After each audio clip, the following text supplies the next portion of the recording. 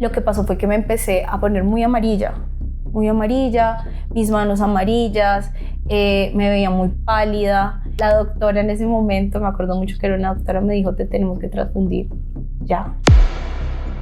Esa noche cómo empezó a cambiar mi vida, cómo sentí que literalmente ya no iba a estar acá, o sea, sentí la muerte muy, muy cerca.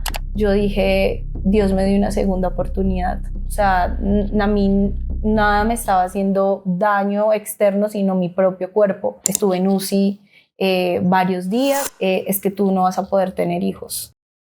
Les doy la bienvenida a todos ustedes una vez más a su podcast, Antesala Podcast, como siempre abriéndole las puertas a las personas que tienen una experiencia de vida importante por compartir, dando un espacio seguro y tranquilo para que se sientan cómodas compartiéndonos pues, sus historias. Antes de dar inicio a esta historia que les traemos el día de hoy, que sé que les va a encantar, sí quiero hacerles la invitación a todos ustedes, porque cualquier persona puede estar sentada en esta silla, cualquier persona que tenga una historia importante por compartir y que quiera que nosotros le demos precisamente esa voz para hacerlo. Entonces, los invito a todos ustedes, a quien quiera hacerlo, que ingrese a nuestro portal www.colombia.com/podcast en la sección Cuéntanos tu historia. Ahora sí, sin más preámbulos, quiero presentarles a nuestra invitada de hoy. Es una mujer que ha sido ejemplo de resiliencia en su vida, que ha tenido que atravesar de pronto una situación muy compleja a nivel de salud, pero que asimismo ha tenido la valentía y ha sabido cómo enfrentarla de la mejor manera y cómo superarla también. Ella es Alejandra. Ale, ¿cómo estás? Bienvenida. Hola Karen, un gusto estar aquí pues en este espacio, como lo dices, seguro que desde que entré así lo sentí, entonces muy feliz de estar acá. Nosotros muy contentos también de que estés aquí, de que te atrevas a compartir tu historia, porque sabes que hay muchas personas que de hecho nunca, que sienten que estos espacios no son como los apropiados para exponer su vida, porque es básicamente eso. Pero entonces te agradezco que tengas la valentía de estar aquí compartiéndonos hoy tu historia. Y también, antes de hablar un poquito de este tema de salud particular, porque para que ustedes tengan de pronto un preámbulo de esta historia, Ale ha tenido que enfrentar un tema de salud con una enfermedad autoinmune, pero ya antes de entrar a hablar un poquito sobre esta enfermedad, sobre lo que ha sido su lucha con ella, quiero que sí conozcamos un poco de ti. Bueno, Karen, yo tengo 28 años, soy comunicadora social y periodista. He tenido como en mi experiencia profesional el mundo de las relaciones públicas y de las redes sociales. Me apasiona mucho lo que hago, me gusta la música, el cine, el deporte, que es algo que si bien no había tenido durante mi vida, y creo que eso lo vamos a hablar más adelante, ha sido ese factor que, mejor dicho, ha sido como lo que más me gusta hacer. Y pues nada, soy una persona muy extrovertida, me gusta el cine, la música, como te decía, y pues bueno, estos espacios se prestan también para inspirar a las demás personas, para que las demás personas puedan conocer un poco de historias de personas común y corriente que también tienen algo que contar y quizás se puedan identificar. Entonces digamos que me considero una persona que le gusta también ayudar a los demás y ojalá este espacio también sea para eso. Me encanta que hagas énfasis en ese punto precisamente, y es que muchas veces uno ve muy lejano de cualquier persona de pronto una situación compleja, pero nadie realmente sabe lo que hay detrás de una persona. Como tú lo dices, eres una persona extrovertida, que siempre estás por la vida sonriendo, pero nunca nadie se imagina lo que hay detrás de una persona, sus luchas o lo que ha tenido que pasar. Y esa es la idea principal de este espacio, que conozcamos qué hay detrás de Alejandra. Cuéntame un poquito de dónde eres, dónde naciste. Bueno, yo nací en Bogotá, pero toda la vida viví en un municipio del Tolima que se llama Espinal, el segundo municipio del Tolima después de Ibagué. Crecí con mis abuelos, mi papá es de acá de Bogotá y mi mamá del Espinal, pero crecí con ellos. Siempre he estado en familia, siempre he tenido a todo mi núcleo familiar muy cerca y pues bueno, ya desde hace casi 10 años vivo en Bogotá, trabajo acá, ejerzo pues mi profesión, me gradué hace ya 5 años de la Corporación Unificada CUN. Y pues bueno, eso es un poquito como de lo que soy, de lo que pues he venido trabajando y pues de dónde vengo. Cuéntame cómo era ese día a día que tenías antes, cómo podrías tú definir cómo es tu vida o de pronto, cómo es no, porque sé que de pronto sí hay un antes y un después marcado precisamente por este diagnóstico, pero ¿cómo podrías definir tu rutina diaria, tus hábitos, tu forma de vivir anteriormente? Bueno, desde que llegué a Bogotá, por decirlo así, viendo que pues ya entraba como a la universidad, como que partamos de ahí, desde ese punto en que la vida se pone un poquito más movida, porque pues si bien yo tuve una infancia muy normal, una infancia donde tuve pues el apoyo de mis papás, de mis abuelos, de mi familia, donde salía con mis amigas, nunca tuve como, digamos, algo raro, por decirlo así. La verdad, pues fue una infancia muy normal, muy infancia, esas de antes, de las que tú jugabas con tus amigos, de las que compartías mucho tiempo de calidad con las personas físicamente y que casi no nos estábamos viendo por redes sociales.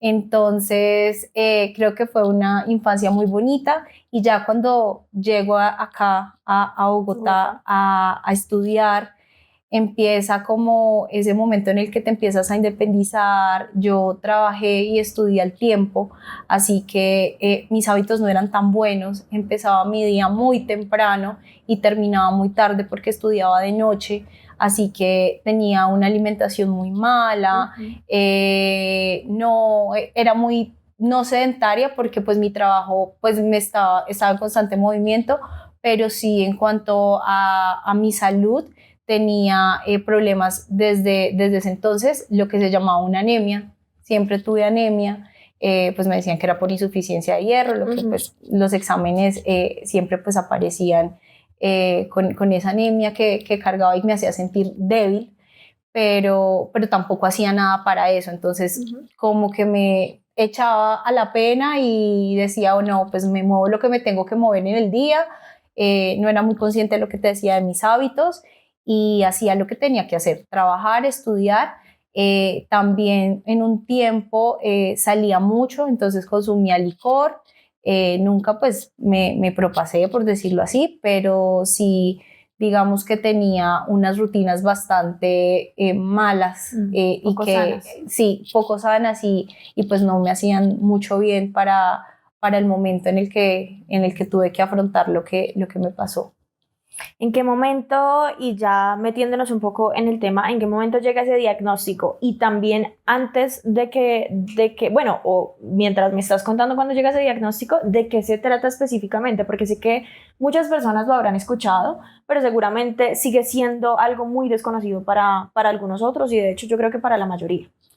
Así es. Bueno, inicialmente, pues a mí me diagnosticaron hace ya aproximadamente 2 años. O sea, viví toda mi vida literalmente con una anemia, lo que te decía, sin diagnóstico claro. Simplemente vivía con eso, me subía, me bajaba, pero así estaba. También presentaba una irregularidad en mi periodo, que eso también nunca como que le prestaban como la suficiente atención y pues digamos que más allá de exámenes y demás, pues era como no eres irregular, no tenía nada como digamos algún tema en mis ovarios, o sea, como que todo normal, pero pues siempre había algo que también a veces por negligencia incluso propia, nunca le presté como esa atención que requería. Llegó en un punto en 2023 en el que me empezó una gripa normal, como el malestar, el dolor de cabeza. Bueno, unos síntomas totalmente alineados a lo que es la gripa, y en un momento lo que pasó fue que me empecé a poner muy amarilla, mis manos amarillas, me veía muy pálida. Y pues nada, nos fuimos para urgencias. En ese momento pues estaba con un familiar, estaba en ese momento con la pareja que tenía en ese momento, y nos fuimos para urgencias, donde después de hacerme los exámenes de sangre, encontraron que tenía la hemoglobina en 4. Eso es algo que se debe atender de inmediato, porque básicamente ya no me estaba oxigenando ni el corazón, ni el cerebro, ni, mejor dicho, la doctora en ese momento, me acuerdo mucho que era una doctora, me dijo: te tenemos que transfundir ya. Para que la gente pueda entender, ¿sabes cuáles son los niveles normales? Es decir, la tenías en 4, ¿sabes cuál era el nivel normal? Lo normal sería, o estando estable, sería un 12, más o menos, 11, 12. Yo en este momento la mantengo en 11, a veces me sube, pero digamos que siempre la tengo en 11, que eso es como más o menos lo normal.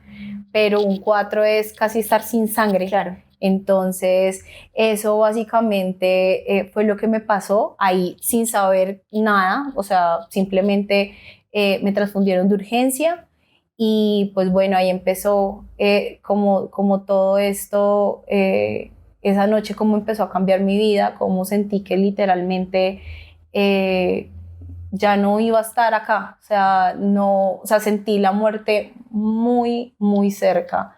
En ese momento, simplemente mi familia, me acuerdo mucho, simplemente ellos estaban a mi lado, me cogieron la mano, y los médicos le decían a ellos: no la dejen dormir, no la dejen dormir. Y ellos me agarraron la mano, y en un momento cerré los ojos, y podía escuchar más o menos en despiértala, no la dejen dormir, no la dejen dormir. Y eso para mí fue como un lapso entre saber si estaba o no estaba en este plano, literalmente. Y o sea, conflictuó mucho con ese momento, porque solamente escucho las voces de mi familia en ese momento llorando, y ya no recuerdo nada más. Solo recuerdo que volví en sí, y seguían transfundiéndome. Entonces, es una escena que me pone un poco sensible, porque siento que me conecté y me desconecté, y no supe muchas cosas, pero sí me levanté con una visión muy diferente. O sea, yo creo que la Alejandra que salió de esa transfusión, y cuando dijeron que todo había estado bien y que había recibido, pues digamos que la sangre bien en mi cuerpo y todo, yo dije: Dios me dio una segunda oportunidad. ¿Cuál es su propósito? No lo sé, pero Dios me acaba de dar una segunda oportunidad. Eso era lo único que decía, y pues de esta vamos a salir. El diagnóstico fue en ese momento que me dio una hemólisis. Unas células atacaron a mis glóbulos rojos, unas células pues de mi cuerpo, como ahí empieza el tema autoinmune, ¿no? Que esas células que atacan tu mismo cuerpo, las confunden como si fuera, es como un mecanismo de defensa, Sí. pero se confunde y te ataca a ti. O sea, a mí nada me estaba haciendo daño externo, sino mi propio cuerpo. Mi propio cuerpo me estaba atacando. En ese momento era una hemólisis, sin saber que pues era lupus. Y después tenía que cuidarme mucho de los desmayos. Yo me desmayaba mucho cuando, digamos que, mientras que me subió después de la transfusión a 7 la hemoglobina, y me tenía que cuidar mucho de no desmayarme. Estuve en UCI varios días mientras que todo pasaba, pero hasta ahí era una hemólisis.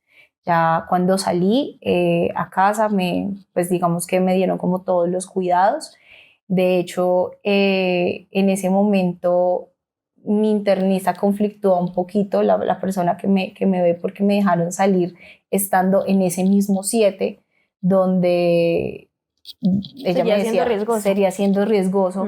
Y ahí parte, digamos, toda esa negligencia médica que yo creo que no es algo desconocido en Colombia. Y que muchas personas, especialmente aquellas que de pronto tienen un diagnóstico un poco más complejo, aunque pues todos lo hemos evidenciado en algún momento, y es que sí llega ese punto en el que la negligencia comienza a hacerse tan evidente que incluso termina poniendo en riesgo lo que es la vida de una persona, porque pues no es un error básico, ¿sí? No es un error como que tú digas, se les olvidó ponerme un algodoncito aquí. No, es un error que realmente podría costarle la vida de una persona si no se enmienda en el momento que tendría que hacerse. Y no solamente eso, ahí abrí como esa puerta en el tema médico, en esa negligencia que yo sufrí, porque tuve varias cositas. Digamos que aparte de eso, pues que bueno, no me daban con el chiste, por decirlo así. Tuvieron también que decirme como noticias como fuertes, como es que tú no vas a poder tener hijos. Con lo que pasó, tú no vas a poder tener hijos, tienes que cuidarte mucho en todo sentido, el tema de tus defensas son muy bajas. Cuando me dejan salir en 7, o sea, yo después decía como... Y ahí empieza también un tema de que empieza a haber un internista, se me olvidó el nombre del otro especialista, bueno, el que ve todo el tema de la sangre, y pasaba de especialista y no me daban con el chiste. Entonces, no, posiblemente tu enfermedad es una enfermedad huérfana, sí es una enfermedad autoinmune, pero pues tú tienes una hemólisis, hasta que llegué a la que hoy es mi internista, donde ella me envía unos exámenes y ahí sí entro pues un poquito a responderte de mi diagnóstico con el lupus. Antes, antes de que ya nos cuentes específicamente qué es el lupus, para de pronto entender un poco lo que había pasado antes de llegar a ese diagnóstico, ahora sí que era específico de lo que te estaba pasando. ¿Cuánto tiempo duraste en ese lugar, en UCI, después de que te hicieron la transfusión? En UCI duré casi 15 días, casi 15 días, 20 días, por el tipo de medicamentos que me estaban proporcionando en ese momento, y pues también digamos por el tema de mis defensas, y por todo pues digamos que el riesgo que estaba teniendo en ese momento, pues digamos que con mi salud, y más por el tema de los desmayos que yo había presentado. Entonces, básicamente eso era lo que me decían los médicos, que tenía que estar como en esa constante observación. Cuando saliste, era evidente que corrías el riesgo de tener un desmayo, pero ¿te llegó a pasar en algún momento antes de recibir ese diagnóstico definitivo? Sí me había desmayado antes, pero pues no era como tan seguido. O sea, creo que en mi vida había tenido como unos 3 desmayos. Pues digamos que uno de esos fue emocional, fue por un momento que viví difícil en mi vida, donde me desmayé, pero porque estaba cargada emocionalmente y no más bien por algo de salud. Que ese número igual sigue siendo algo que no es normal, ¿no? No es como que uno en toda su vida diga como me he desmayado 3 veces, no es normal. Sí. Ahí ya tenías de pronto algún indicio de que algo estaba pasando también. La anemia, okay. Porque siempre cuando me sentía muy cansada, yo decía, no, es la anemia, todo decía, es la anemia, cualquier cosa que me pasaba, no, es que tengo anemia, entonces debe ser por esto. Entonces todo lo relacionaba con la anemia.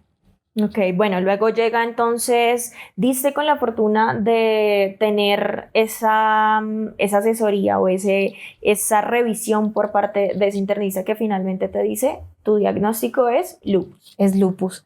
Ya ahí entro a hablar un poquito sobre el lupus, que si bien es una enfermedad que no es desconocida, más bien una condición que no es desconocida, sí, digamos que es una condición que que no, digamos que no es muy común, por decirlo así. Y realmente yo, pues digamos, no había conocido de cerca pues digamos que esta condición, porque genéticamente en mi familia no hay nadie con alguna enfermedad autoinmune o con alguna enfermedad que tenga que ver con la sangre, o de pronto algún cáncer que tenga que ver también con la sangre, o sea, una leucemia o algo así.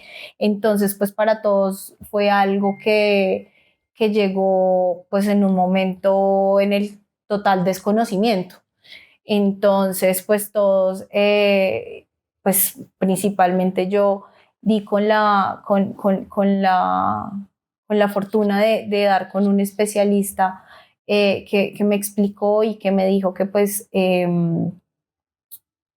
esta condición es difícil, es de cuidado, es básicamente eso, que tu cuerpo te autoataca y ataca algún órgano pues, de ti. En este caso, el mío fue la sangre, fueron los glóbulos rojos. A otras personas les ataca como en los índices de lupus, digamos que uno de los más fuertes son los riñones. Y pues hay muchas variables que se asocian con esta enfermedad. Entonces digamos que el lupus es esa condición que llega, que es como, yo lo digo, es como un volcán que está ahí y que se puede despertar en cualquier momento. Entonces, siento que yo siempre lo tuve, simplemente que se despertó a mis 26 años y que se duerme en varios momentos de mi vida y vuelve y ataca sin saber cuándo va a volver a atacar. Por eso, digamos que la calidad de vida de las personas con lupus es casi que normal. O sea, yo tengo una vida normal, obviamente estoy medicada. Gracias a Dios mi lupus no ha pasado a ser algo en lo que yo tenga que, no sé, intervenirme o estar en ese manejo difícil como otros casos. Entonces, en este momento, pues digamos que el volcán está en stand-by. He tenido varias recaídas después de eso, pero pues nada, entra el diagnóstico, entra toda esta explicación y el cómo empiezo a llevar una vida con esta condición. ¿Cómo recibes esa noticia de ese diagnóstico? Porque lo que tú mencionas es muy cierto, y es que yo creo que muchos de nosotros hemos escuchado la palabra lupus. Yo sé que muchos de nosotros de pronto sí sabemos que existe una condición autoinmune, una enfermedad autoinmune que se llama lupus, pero seguramente el desconocimiento sobre esa enfermedad es muy grande y ninguno de pronto se alcanza a imaginar qué implica tenerla. ¿Cómo recibiste esa primera noticia? Bueno, yo en ese momento lo único que pensaba era que, pues porque a mí, ¿no?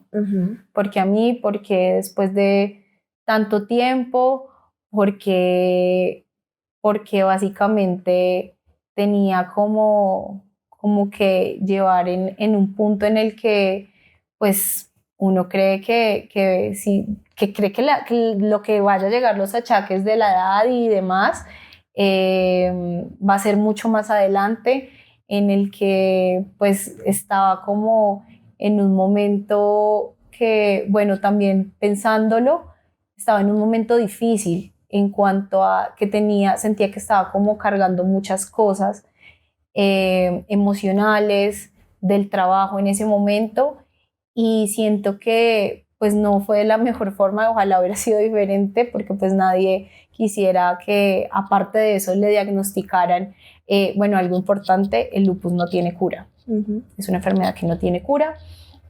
Entonces, que te llegue incluso ese diagnóstico en un momento en el que también tu vida no estaba bien, pues es muy difícil. Yo lo tomé no de la mejor forma, pero sí me preguntaba mucho por qué a mí, por qué con todo lo que está pasando. Y luego decía, la vida me está diciendo, te estamos dando una segunda oportunidad, empieza de cero y hazte más como que apropiate más de lo que va a pasar de ahora en adelante y deja atrás como todo eso que te está cargando.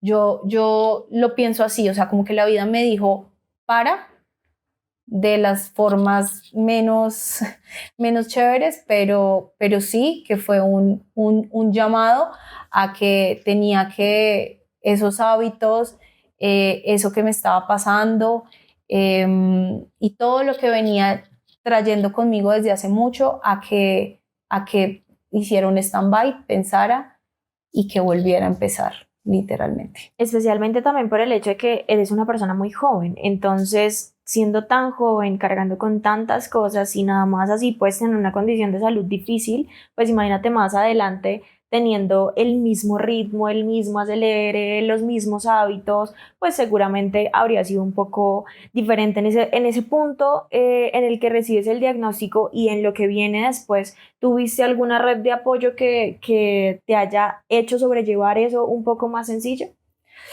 Uy, yo creo que eso es algo que literalmente me toca mucho porque empezando de lo que yo te contaba, yo crecí con mis abuelos. Mi abuela falleció hace 7 años. Digamos que mis tías, mi abuelo que todavía está conmigo, incluso algo que pues digamos que yo no creí que pasara, mis papás son separados, ellos pues digamos que cada uno tiene su vida y la escena yo he sido siempre como muy alejada pues de ellos en muchas cosas por ciertas cosas de la vida, pero la escena de verlos después de no sé cuántos años que ni siquiera se veían, cogidos de la mano, orando para que yo no me fuera en el momento en el que me estaban haciendo esa transfusión, o verlos en UCI también preocupados y tenerlos que haber juntado, ojalá pues no en un momento muy chévere, pero sí volver a ver que por mí hicieron eso que, pues porque realmente ellos no tienen una buena relación. Eso es algo que me he llevado durante estos 2 años, el volver a tener como esa conexión con ellos, de que mi mamá biológica esté nuevamente como tan presente y de poder pues sobrellevar una buena relación sobre todo con ellos. Eh, He recibido, eh, mejor dicho, desde el momento en el que estuve en UCI, como ese cariño de las personas que a veces ni siquiera creía que podían estar ahí, y también perdí personas que creía que iban a estar ahí y no estuvieron.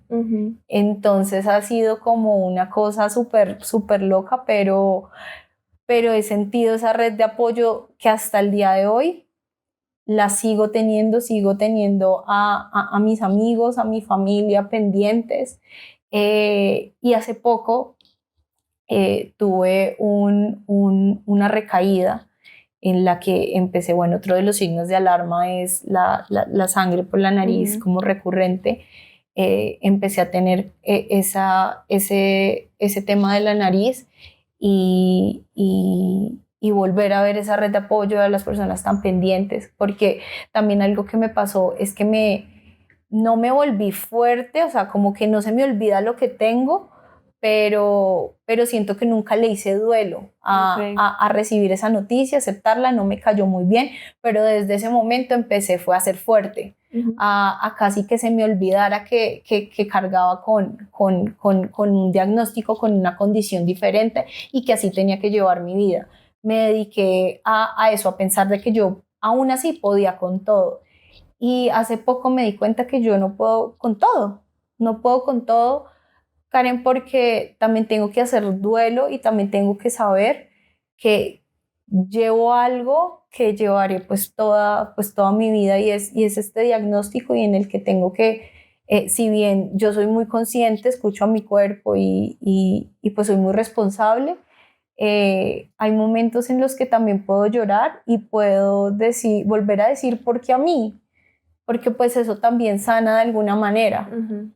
Entonces, en esta última recaída que tuve, digamos que siempre aprendo algo y aprendí a que también hay que hacer duelo y que también hay que aceptar la condición, y cuando vuelve a presentarse en tu vida, pues porque digamos que en este momento lo tengo activo, por decirlo así, hay que sí ser fuerte, hay que seguir con la resiliencia, pero también ser consciente de que pues tú tienes algo y que si hay que llorar algún día se llora y se pasa la página y se vuelve a ser fuerte sin olvidarse de eso.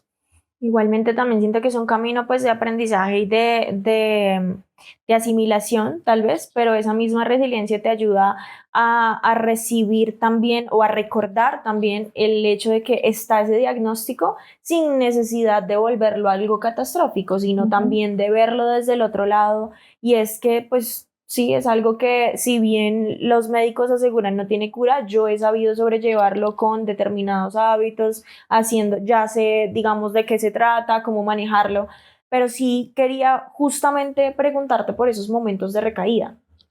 Después de que tú ya recibes ese diagnóstico, que me has mencionado varias veces que sí tuviste algunas recaídas después, sí me genera curiosidad cómo son esas recaídas y qué tan fuertes eran y cómo impactaban tu vida cada vez que sucedía una de esas recaídas. Bueno, inicialmente eran los desmayos. Entonces era un momento en el que pues en ese momento pues yo trabajaba remoto. Digamos que si por un tiempo me tocó dejar como mucho de salir o estar sola, primero pues por el tema de las defensas, que las tenía súper bajitas, y dos, pues por el tema de los desmayos. Ocurrieron como 3 momentos después de la transfusión, en la que pues ya, digamos, cuando empezaba como a bajar o sea, a ti te hacen la transfusión y te dan como cierto tiempo en el que la transfusión está contigo. Y luego cuando empieza a bajar y ya empiezas a quedar nuevamente con tu sangre y demás, empieza pues digamos que ese desbalance otra vez, en el que en mi caso pues me desmayaba. Recuerdo mucho que uno de los desmayos fue en la casa. Yo estaba en la cocina y de un momento para otro pues se me fueron las luces y me corté la cara con una esquinita de la cocina, no me acuerdo cómo se llama, pero pues con una cosita de la cocina que estaba ahí en el piso. Otro fue en un paseo, estábamos caminando normal, pues yo iba con mi perrito, estaba con mi familia y caminando también me desmayé. Sí, de un momento a otro. De un momento a otro. Y otro también fue en la casa, también estaba como haciendo alguna actividad, siempre como que sentía esos mareos, pero no me daba como esa reacción, o sea, no me dejaba reaccionar, sino que me caía. Entonces, sí viví con miedo mucho tiempo de estar sola, pero cuando ya estaba como en los controles donde la hemoglobina estaba mejor, donde hay otros temas en cuanto a otras células y otras cositas que ven los médicos en los que no estaba muy bien, pero pues no era de preocuparme, porque pues realmente los exámenes me han salido positivos después de todo. Entonces ya empecé como a soltarme un poquito más. Además pues que adopté mejores hábitos en cuanto a mi estilo de vida, y eso ha sido también lo que me ha ayudado un montón. Hace poco experimenté pues el tema de la sangre, que me volvió a poner en jaque, y pues realmente sí, pues realmente digamos que esa recaída la sobrellevé pronto con ya de la experiencia y con más resiliencia y con más fortaleza, de saber que pues nada, tenía que estar en cuidado, y pues gracias a Dios no ha vuelto a pasar. Fueron como unos momentos que tuve hace un par de semanas difíciles, y pues bueno, gracias a Dios contaba con mi familia cerca, y pues me ha ayudado mucho como con los cuidados, que es básicamente como estar en reposo, como estar muy pendiente de dolores de cabeza, de que no volviera pronto a ponerme amarilla. También tenía un poquito de náuseas, entonces pues de estar como pendiente de que pues no vomitara mucho o que no pasara de las náuseas. Entonces son básicamente varios como signos de alarma los que tenía que tener en cuenta, pero que no se me desarrollaron, gracias a Dios, como que fue como la sangre, como el dolorcito de cabeza y náuseas, pero pues hasta ahí. La alerta. La alerta. Entonces, pues nada, estuve en el médico, los exámenes me salieron bien. Cuando volví a control, la hemoglobina me volvió a bajar un poco, pero nada fuera como de lo normal. Entonces, pues gracias a Dios, estamos bien. ¿Cómo cambió tu vida después de enterarte que tenías lupus, después de que ya un especialista te dijera como, mira, todo esto que te viene sucediendo es por este diagnóstico? ¿Cómo cambió tu vida, no solamente a nivel de hábitos, de pronto en la forma en la que veías la vida también, sino también a nivel físico, a nivel de tu cuerpo, en las cosas que comenzaban a manifestarse también, que pues ya sabemos que esos son los signos de alerta cuando se supone que te dan esas recaídas, pero también supongo que hay algunos cambios en el cuerpo que tú ya dirás como, ah, bueno, esto es porque tengo lupus, ¿sí me entiendes? Que antes de pronto normalizabas y después de eso no. ¿Cómo cambió tu vida? Digamos que siempre también he tenido un tema de que yo siempre me he sentido insegura con mi cuerpo. Como que siempre ese tema del tema del peso, de la comida, de esto tuve cuando era niña, como que conflictué con eso en algún momento y desde ahí como que se creó esa inseguridad, que yo siento que pues nos pasa a muchas mujeres. Y yo no entendía mucho un tema que me pasa pues a raíz de lupus, y era el tema de la retención de líquidos. Eso es algo que con lo que llevo y digamos que con lo que he venido trabajando, y decir como no es que de un momento para otro me subí de peso, así no, estoy reteniendo líquidos. Entonces eso ha sido un cambio que yo voy viendo en mi cuerpo y digo como, bueno, ¿de qué tenemos que hacer? Pues nada, drenaje, pues digamos que yo tomo algo que es natural para el tema de la retención de líquidos. Pues obviamente el seguimiento de que no se sobrepase, pues que ya no me ponga como súper hinchada. También el tema hay otro tema, y es que el lupus se activa con el sol, con la luz. O sea, yo no puedo tener como exposición solar directa, porque se me empieza a poner la piel rojita, roja, entonces se me empieza como a activar. Entonces pues ya sabrás, yo soy la fiel amiga, la mejor amiga del bloqueador. A mí me toca aplicarme bloqueador hasta para dormir. Y pues bueno, digamos que eso es otra manifestación digamos que física y en mi cuerpo. Digamos que esas dos son las que en este momento como que identifico. Gracias a Dios, otra cosa que tiene el lupus es un tema de las articulaciones, como el tema pues sí, de circulación, de los tendones. Bueno, pues porque a mí me ve una reumatóloga, ese ya es como el especialista que maneja los temas de lupus. Y pues bueno, digamos que en ese ámbito he sido como muy consciente de que he estado bien por como llevo mi vida. Sí. Digamos que el deporte me ha ayudado mucho como para no tener ese problema, aparte de los que tengo físicos, como para que no tenga ese problema como en temas articulares y demás, porque pues yo me muevo mucho. Entonces estoy como siempre, a pesar de tener un trabajo que es sedentario, me muevo y hago deporte. Entonces eso me ha ayudado muchísimo para mí, digamos, para cambios positivos y para sobrellevar la condición que tengo. Hace un ratico, cuando hablábamos de antes de que te realizaran el diagnóstico, cuando tuviste esa transfusión, me hablaste de la manera cruel en la que de pronto manejaron el tema y lo que te estaba sucediendo. En algún punto te mencionaron el hecho de que no ibas a poder tener hijos, que era, sí, ese tipo de cosas que de pronto no son algo que muchas mujeres vayan a tomar de la mejor manera. ¿Esa indicación que te dieron en ese momento persiste en este momento después con la condición de lupus, o simplemente fue algo que en su momento dijeron pero que tú ya has corroborado que no es así? Bueno, sé que es un tema complejo por mi condición, pero no es imposible. Okay. Como me lo dijeron en ese momento, de la forma más inhumana, por decirlo así, porque hasta eso me tocó en mi tema de la negligencia, como que ni lo piense. Ahora lo que me dice mi reumatóloga siempre es como me cuentas cuando tú pienses de pronto si tienes como ese deseo de ser mamá en algún momento, porque pues tenemos que obviamente hacer exámenes, manejar un tratamiento, Sí, para que todo, es un proceso para que todo pues pueda salir pues de la mejor forma. O sea, como que no me cierran la puerta, es un tema delicado, pero pues por mi condición, pero no me cierran la puerta a no tener hijos o de que yo no pueda ser mamá en algún momento.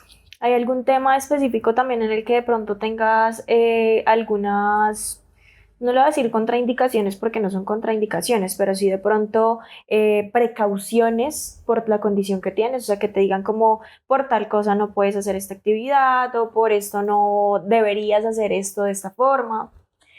Sí, pues digamos que lo macro también en cuanto al tema es un poquito Ujú. el estrés y como de llevar la vida un poco con más calma, porque el tema de la ansiedad y del estrés no es algo que le ayude al lupus y además de que hace que se pueda volver como a despertar, por decirlo así. Ujú.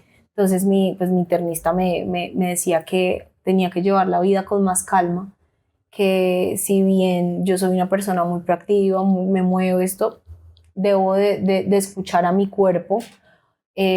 ¿Por qué? Porque bueno, algo que pues me dijeron es que no, pues que no me va a atacar ningún órgano más, o sea, no, o sea, de lo que tengo no va a pasar de ahí, o sea, como que no se va a mutar a ningún Ujú. otro órgano ni demás, pero sí que cualquier emoción fuerte, cualquier estrés que yo tenga o algo así como que sea emocionalmente muy drástico para mí, pues no me va a hacer bien. Digamos que ese ha sido como otro tema como de cuidado y uno dice, uy Dios, pero ¿cómo uno no se va a estresar? Es Ujú. Es algo, imposible. es imposible. Es saberlo manejar y eso tiene muchas cosas en cuanto a cómo tienes tu calidad de vida, en cuanto a cómo manejas las situaciones diarias. Siento que sí, o sea, si bien es difícil, por el día a día en el trabajo, las personas, somos seres emocionales por Sí. naturaleza. Eh, entonces, sí he aprendido y sigo aprendiendo a también llevar un poco las cosas con calma, porque sé que no me va a hacer bien. Entonces ahí es donde me acuerdo como, no, espera, no, calma, piensas, un poco más paciente, me he vuelto más paciente conmigo misma, con las personas. A veces uno quisiera como con cualquier cosa de pronto explotar o de pronto alguno está de acuerdo y no, he aprendido mucho a ser más paciente, a Ujú. recibir todo de la mejor forma posible, así no me guste, y a llevar, digamos que ese tema del estrés y eso de una forma más como diferente, como con calma y no dejarme como llevar. Ha sido pues digamos que un proceso, pero pues de hecho nunca he sido como una persona conflictiva, entonces eso también me ha ayudado mucho porque pues Ujú. como que no soy explosiva y nunca lo he sido. Sin duda alguna también es una experiencia de vida que te sirve de lección de una u otra forma, ¿no? Pero vale, en algún momento de pronto te dijeron, esto podría propiciar este tipo de diagnóstico, o sea, esto lo propició, cuál es la causa, si tiene una causa, si no tiene causa, o simplemente son enfermedades que se manifiestan así de un momento a otro sin ningún antecedente. Todas las anteriores, Ujú. todas las anteriores en mi caso, según como yo venía llevando mi vida, por decirlo así, es lo más cercano, la hipótesis más cercana que tenemos digamos, con mis médicos, de cómo estaba llevando mi vida en cuanto a hábitos y sobre todo en cuanto a lo emocional. Yo venía de una pérdida muy grande, que fue la de mi abuela, donde yo desarrollé una ansiedad y depresión, pues digamos que médicamente comprobada, y tuve unos picos en mi vida donde tuve varios problemas, aparte de la ansiedad, depresión, tuve un tema con la comida, estuve por tener casi que bulimia. Bueno, unos trastornos de conducta alimentaria, por decirlo así, ya poniéndolo un poquito más general, difíciles, donde ahí vuelvo como a resaltar a mi red de apoyo, donde casi que en ese momento dejo toda mi vida tirada, donde estuve por dejar la universidad, donde no le encontraba sentido a nada. Y luego eso me ha acompañado durante, bueno, en ese momento me acompañó y pues me sigue acompañando, pero pues ya no de esa forma, pues porque una pérdida tan grande casi que después la de tu mamá, pues es muy difícil. En este caso, pues mi abuela, que fue mi mamá toda la vida. Em, y en ese momento en específico, en el año en el que me da la hemólisis, en el que me da la recaída que pues me tuvo muy delicada, incluso sin estar diagnosticada, porque pues fue ese momento, o sea, si no hubiera sido por esa recaída, no inicio ese proceso y no inicia el todo como ese camino a que me lleve a que yo tengo lupus. Tenía un trabajo que me estaba consumiendo mucho emocionalmente, mucho estrés, carga. Yo he sido siempre muy independiente y pues después de lo de mi abuela, que era como esa compañía que tenía o como esa coequipera de vida con la que yo podía contar, pues yo tengo pues a mis tías, a mi familia en general, pero esa mejor amiga que tú tienes, pues literalmente yo me sentía muy sola y empecé a enfrentar mi vida sola. Sí. Y empecé a enfrentar mi vida en silencio en muchas cosas que me podían afectar y no buscaba ayuda. Digamos que uno de los apodos que después como que me decían y después como que caí en cuenta, me decían que yo era un carrito blindado, que yo era un carro blindado porque yo nunca he sido de demostrar lo que siento, siempre me he mantenido muy fuerte y es algo en lo que sigo aprendiendo porque a veces vuelvo y me pasa y digo como, oiga, si pudiera decirle a esta persona, de pronto me puede dar un consejo, me puede ayudar, pero no, como que todo me lo guardaba. Entonces en ese momento en el que mi vida estaba tan llena de cosas, pues no lo hablaba con nadie, me lo tragaba yo sola, vivía el estrés sola, pues en ese momento también pues vivía sola, entonces pues no tenía con quién hablar, por decirlo así. ¿Y cómo estás, Alejandra? Todo bien, todo bien. ¿Cómo estás, Male? Bien, todo bien.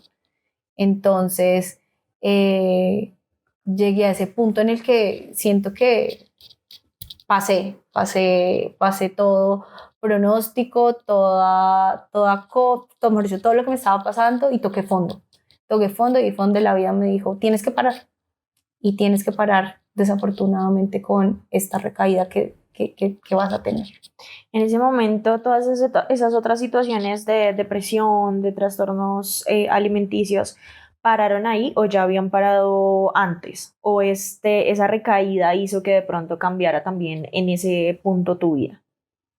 Bueno, la depresión y la ansiedad es algo que llevo, que sigo teniendo, sobre todo pues a raíz de la pérdida de mi abuela. Lo he sabido manejar, supe dejar ir. De hecho, en ese año que hasta, digamos, tuve que llevar esto casi que también hablarlo con una psicóloga, incluso hasta con un cura, para dejar descansar como el alma de mi abuela y dejar dejarla ir, pero pues que siguiera conmigo, pero de una forma diferente y que yo pudiera estar tranquila sin ella acá. Entonces desde ahí todo pues digamos que también empezó a mejorar y antes de eso el tema de todo el trastorno alimenticio y demás ya estaba controlado. Ya estaba controlado porque fue como en un momento en el que yo, mejor dicho, no quería vivir. Entonces descubramos todas las maneras en las que tú puedes dejar de vivir.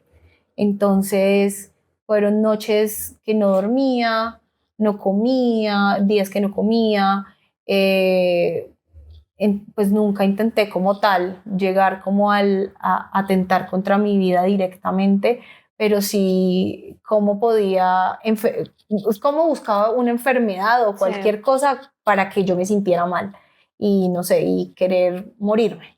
Entonces, fue bien difícil, pero pues digamos que lo controlé en un tiempo y cuando llegó el momento de esa recaída, ya por ejemplo lo del trastorno alimenticio no lo tenía, el tema de la depresión y ansiedad, digamos que la ansiedad estaba, porque pues digamos por el tema del trabajo, por el tema de la vida, también emocionalmente, ese año pues fue muy difícil para mí porque pues digamos que tuve pues una relación fallida, perdí también amigos que quería mucho, con entornos que pensaba que me hacían bien y no, entonces fueron muchos no ese año y muchas puertas también cerradas que quería hacer muchas cosas y decía como no, esto que me pasó pues me las está cerrando todas en tiempos en los que tuve que estar quieta, o sea, de esa desesperación de estar encerrada, de no poder salir. Entonces, antes y después fueron muchas cosas las que me tuvo como con varias complicaciones.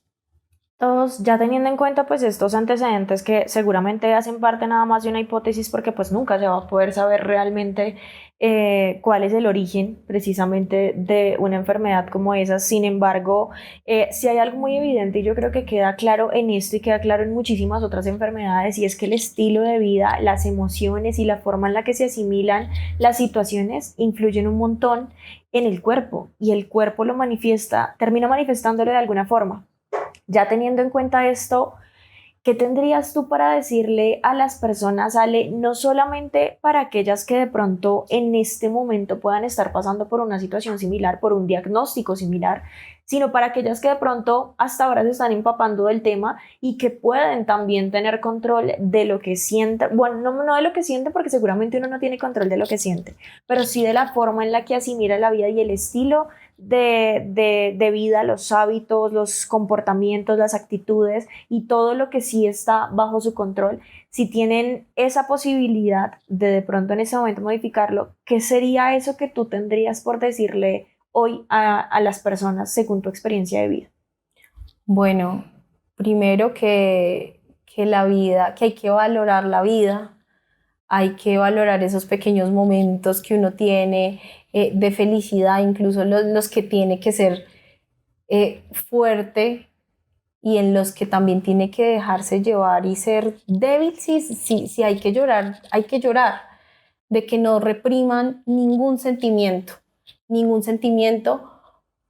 porque es como que se va guardando y tu cuerpo en cualquier momento de tanto reprimir puede explotar y puede llevarlo en este caso, pues una enfermedad, puede llevarlo a una emoción muy fuerte en lo que incluso hasta emocionalmente las personas atentan contra su vida. Eh, y, y aparte de no reprimir, también que creen buenos hábitos, que es difícil Ujú. cuando uno piensa que, pero pues bueno, yo soy así, a mí no me hace daño nada, yo como lo que sea, o no me gusta hacer ejercicio, así me voy a quedar listo, pues si no te gusta hacer ejercicio, intenta caminar más, si te gusta pues comer mal, pues intenta algunos días Compensar. compensarlo y darte tus gustos pues de vez en cuando, porque pues los años no llegan solos, independientemente de que te pueda llegar joven o te pueda llegar ya en un momento más, de una edad más avanzada, donde ya casi que no vas a poder hacer nada. ¿Por qué? Porque pues ya los años, así como dicen, los años no llegan solos y algo lleva a otra cosa. Entonces, en mi caso, digamos que, no sé, que gracias a Dios no tengo algún problema, no sé, de colesterol, de azúcar, porque pues imagínate yo con lupus, entonces, pero también con azúcar, Sí, con claro. diabetes, no, con colesterol, pues se me empieza a complicar más la vida. Entonces es cuidarse, cuidar su cuerpo, tener y pensar en que esto es lo único que tenemos, nuestra vida y nuestro cuerpo es lo único que tenemos y lo que nos llevamos porque realmente si tú no te cuidas, si tú no te haces como partícipe de ese cuidado y ese amor propio, pues nadie lo va a hacer por ti. Nadie lo va a hacer por ti, eso sí está súper claro de que nadie va a hacer lo que tú vas a hacer por tu cuerpo, por tu mente, también hablándolo yo un poco de todo el tema mental, de llevar las situaciones un poco con más calma, de llevar la vida un poco más despacio, porque a veces vamos tan rápido que no estamos viviendo el presente y ya estamos pensando en qué vamos a hacer pasado mañana. Obviamente, pues es algo natural, pero quedémonos un poquito más en el presente y sepamos qué hacer con nosotros en una hora. No hay necesidad de ya pensar qué vamos a hacer la próxima semana. Ya hay planes, que planes tenemos todos, pero qué chévere poder llegar a hacer esos planes. Hay gente que planea y no llega a esos planes, no llega, o sea, no vamos a saber si vamos a estar vivos mañana, no sabemos si algo nos va a pasar camino a nuestra casa, y ahí entra también el tema de valorar a las personas que tenemos a nuestro lado. Yo aprendí a no quedarme con nada, ¿sabes? A que si yo estoy sintiendo esto por algo, por alguien, o sea, si yo quiero mañana hacer algo, ¿por qué no hacerlo? Si yo hoy quiero decirte a ti que eres muy valiosa, independientemente, pues vas a decir como, Alejandra está loca, o sea, o hay gente que dice como, bueno, ¿y por qué me está diciendo eso? Díselo a la persona que se lo quieras decir, demuestra. Ahorita, incluso hasta en las relaciones, ahora la gente no demuestra lo que realmente a veces siente por temor a que de pronto qué van a decir o que seré muy intensa. No, incluso hasta con las relaciones, con la amistad, no hay que guardarse nada, no hay que guardarse nada, hay que ser lo más, no puedo decir felices posible porque pues la vida es de altos y bajos, pero ser feliz también es una decisión. Entonces tú decides cómo quieres vivir, cómo quieres estar, y el tema de no guardarse nada ayuda mucho como a desahogarte y saber que si el día de mañana no estás, pues digamos que quedas con la tranquilidad en el alma, que es lo que trasciende, de que aquí no te queda, no te hace falta o no quedaste en deuda con nada. Bueno, sin duda alguna es una enseñanza muy bonita seguramente para tu vida, que la habrás tomado y que la estarás aplicando en esa Ale del presente, y también para las personas pues que nos están viendo ahorita y que escucharon tu historia. Igual te agradezco un montón porque sabemos que sentarse aquí no es fácil, sabemos que contar su historia, de pronto exponer al público lo que sucede en la vida puede no ser sencillo. Sin embargo, pues valoro un montón que te hayas tomado el trabajo de contarnos aquí.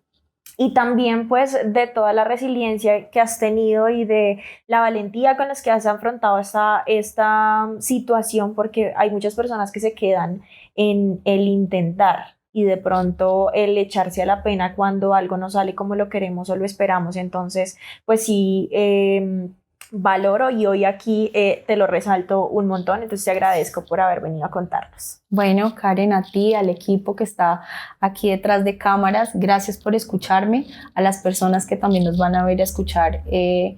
Nada, espero que les quede un poquito de todo esto, a las personas que tienen la condición que tengo también, mucha resiliencia, mucha fuerza. Esto es algo de altos y bajos. Entonces, pero no nos quita la calidad de vida de una persona prácticamente normal. Entonces es muy mental, así que pues mucha fuerza, sigan adelante y nada, la verdad es que este espacio estuvo muy chévere, muy sanador, y gracias. Gracias por invitarme. Gracias a ti, Ale, y a todos ustedes. Muchas gracias por acompañarnos una vez más en estos episodios de Antesala Podcast. No me voy sin antes recordarles que ustedes también pueden sentarse en esta silla, contarnos su historia, esa historia que quieren que sirva de ejemplo, de motivación, de inspiración o simplemente para buscar justicia. Aquí pueden estar sentados en un espacio que les garantizo es seguro y que son ustedes mismos quienes dirigen la entrevista con lo que quieren y no quieren contarnos. Entonces los invito por favor a que postulen su historia en www.colombia.com/podcast en la sección Cuéntanos tu historia.